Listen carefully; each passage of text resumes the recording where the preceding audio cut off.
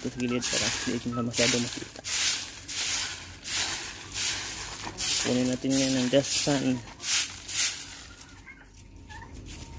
Ito ay exercise ng kamay. Ha? Kita nyo naman. Grabe ng exercise ng ating kam. Exercise lang ng konti-konti. Nagukay guys. Kailangan natin gumalaw ng gumalaw para kondisyonin natin. Tandaan na. Ito lang naman natin ilalagay sa gilid-gilid.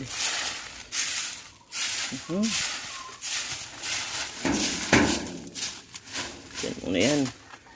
Doon naman tayo. Yan. Uy, lawa. It's a Star Wars.